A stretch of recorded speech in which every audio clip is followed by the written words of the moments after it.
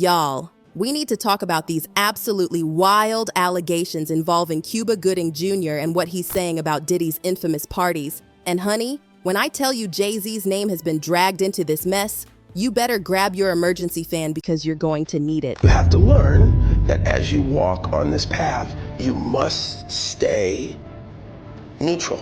When people interpret what's going on with you or what you're being exposed to, you have to make sure that you know your intention and you have to be accountable for your own actions. They didn't use this angle, which to me makes me laugh because I go, oh, I get it. You made it look the way you wanted it to look. But that, and if you hold it, you know how you hold it and it does the thing where, can you hear it? All the people? If you tap it or something, it's a live picture. You see what I mean? It's like, here we are just listening to music. We have to ask you, as far as Cuba getting involved in regards to the Diddy story, the cases, whatever's going on.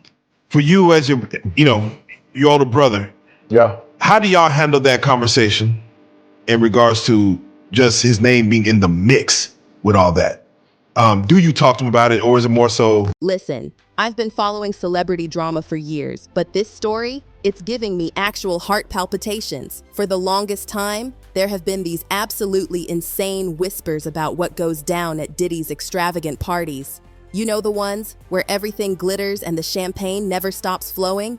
Well, darlings, earlier this year, those whispers turned into full-blown screams when Rodney Little Rod Jones, a music producer who's seen it all, dropped this nuclear bomb of a federal lawsuit against Diddy. And just when we thought the situation couldn't get any more explosive, March 2024 rolls around. Picture this: federal agents are literally raiding 2 of Diddy's properties as part of some massive investigation.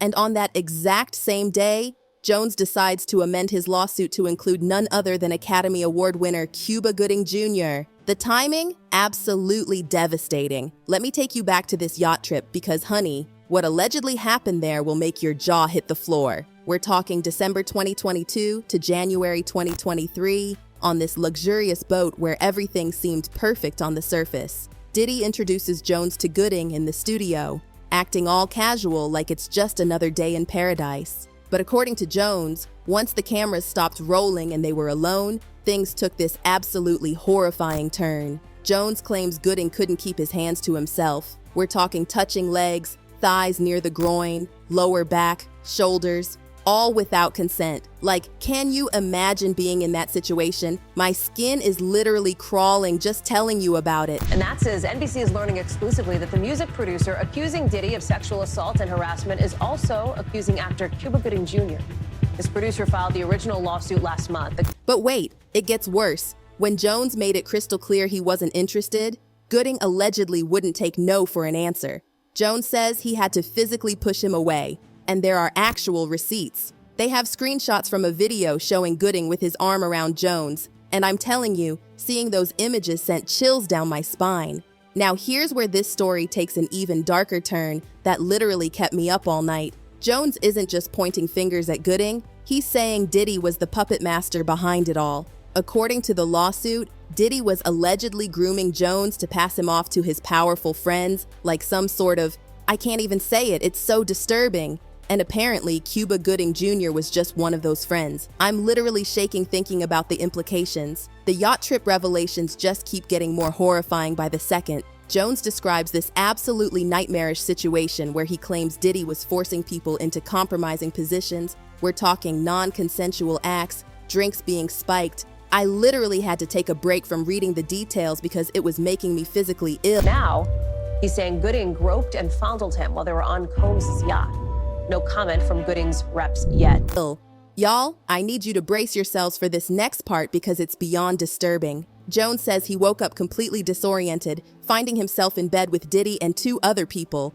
He believes his drink was spiked, and I can't even imagine the terror of that moment. The violation of trust, the complete loss of control, it's absolutely heartbreaking. This lawsuit is like an explosive that just keeps getting bigger and bigger. We're not just talking about Diddy and Cuba Gooding Jr. It's dragging in Justin Combs, Love Records, Motown Records, Universal Music Group.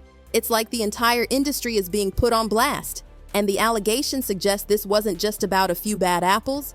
We're talking about an entire system designed to cover up these horrifying incidents, while Cuba's team is playing the silence game. And honestly, what could they even say? Diddy's out here trying to brush it all off as publicity stunts. Like, seriously? That's the best defense you can come up with? The audacity is astounding. Cuba Gooding Jr. has pleaded guilty to forcible touching after a years-long investigation. The Oscar award-winning actor accused of violating 3 different women at Manhattan night spots. He pleaded guilty to 1 count of touching a woman inappropriately at a nightclub in 2018.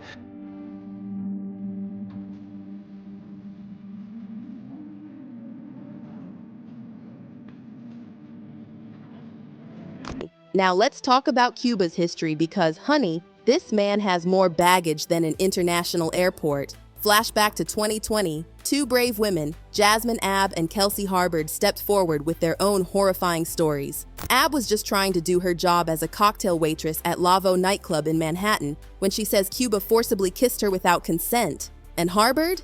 She claims he straight up groped her at Magic Hour rooftop bar. The pattern here is so clear, it's practically screaming at us. His lawyers argue that overzealous prosecutors caught up in the fervor of the Me Too movement tried to turn commonplace gestures into crimes. Gooding is also accused of raping a woman in New York City in 2013. And if you think this couldn't get any messier, wait until you hear this. Cuba's own brother Omar is out here spilling family tea.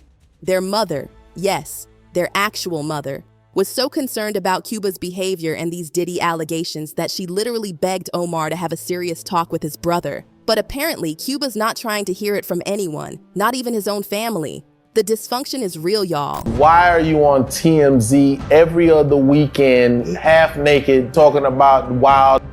Why? That did happen. And no, he's always on TMZ, and it to me, it goes back to the age difference. My mom would call me like, call your brother. I'm like, why? Why? He's not gonna listen to what I say. I'm the little baby brother in his eyes. I could be 37, 47, or 57. I'm still the little baby fucking brother. That's just kind of how my family is. Just when you thought you'd heard it all, this story takes another explosive turn that literally made me gasp out loud. The allegations against Diddy were already earth-shattering, but when Jay-Z's name got thrown into the mix, chilly, I nearly fainted.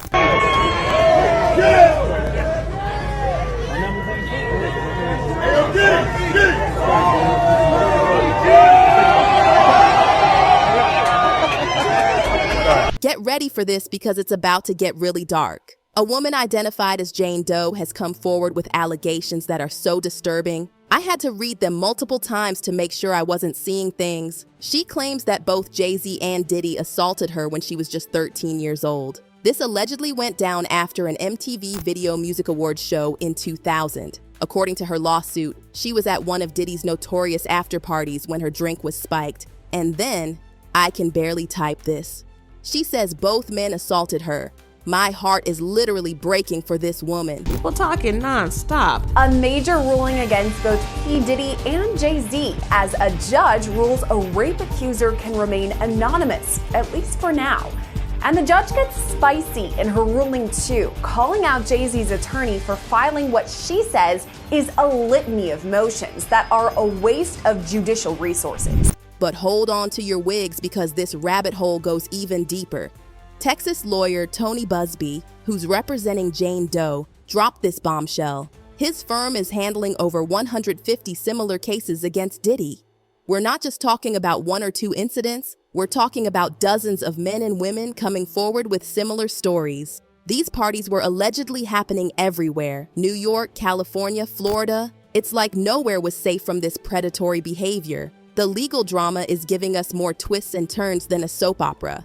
Jay-Z's lawyer, Alex Spiro, is playing hardball, demanding Jane Doe reveal her identity. But honey, Judge Annalisa Torres is not having any of it. She literally called him combative and accused him of wasting judicial resources. The shade of it all. I live. Half of this motion was kind of crazy. She really called him out. I thought it was really interesting to go through the motion and read it.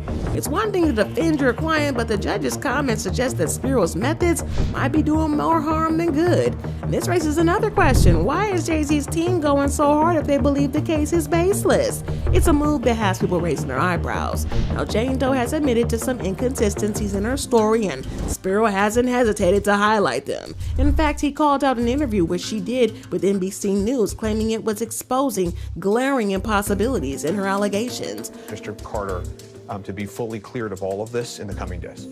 Almost nothing that she says has checked out. Now, Jane Doe has admitted that she made some mistakes in recounting her experience, which is totally understandable given the trauma she allegedly endured.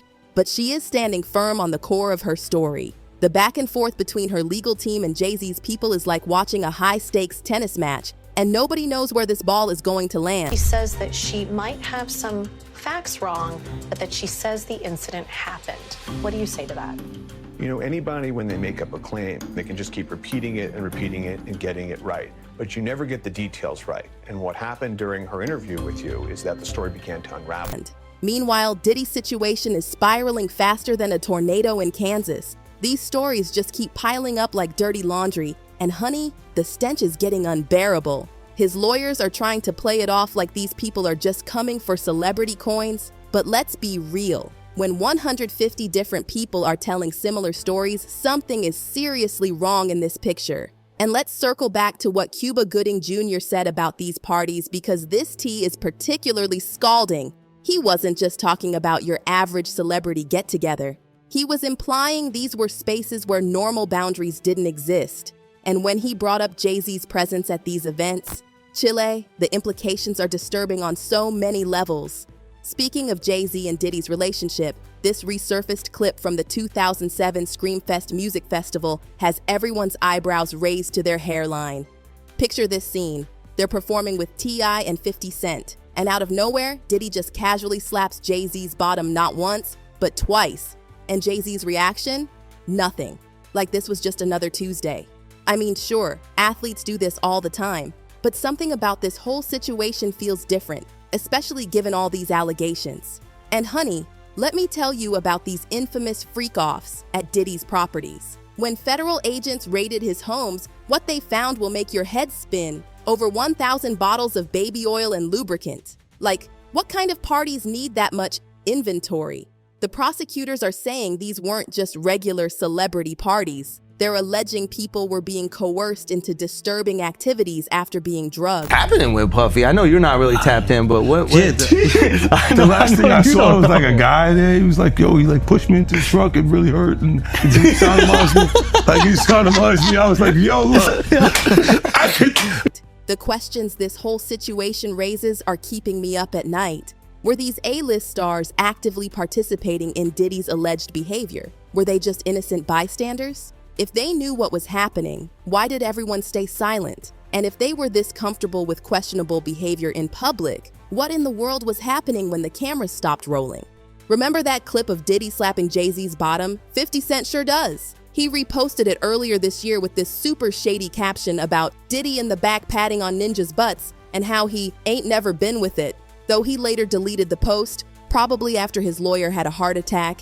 It's clear 50's been side-eyeing this behavior for years. And while some people might dismiss it as just another shot in their ongoing feud, others are wondering if 50 was trying to tell us something all along. The implications of all this are absolutely staggering. We're not just talking about isolated incidents anymore. The Screamfest clip, the grooming allegations, the exploitation claims, and Diddy's long-standing connection to Jay-Z are all painting a picture that's darker than a black hole. The entertainment industry's biggest names are being exposed, and what we're seeing behind that glittery curtain is absolutely horrifying. Remember, these aren't just random rumors being spread by anonymous social media accounts. We're talking about formal lawsuits that could potentially bring down some of the biggest names in entertainment. From the disturbing allegations against Diddy and his infamous parties to that eyebrow-raising clip with Jay-Z to Cuba Gooding Jr.'s involvement and his own troubled history, this whole situation is like a house of cards that's starting to collapse. But what I really want to know is what you think about all this. Do you believe Cuba's claims about what went down at these parties? Is he trying to deflect attention from his own legal troubles, or is he finally speaking truth to power? And that Screamfest footage, are we all overanalyzing a harmless moment between friends, or were we witnessing signs of something more sinister? Drop your thoughts in the comments below, smash that like button, and don't forget to hit subscribe for more shocking updates. And before you go, make sure to check out our next video. Trust me, the revelations in that one will have your jaw on the floor. The tea just keeps getting hotter and you won't want to miss a single drop.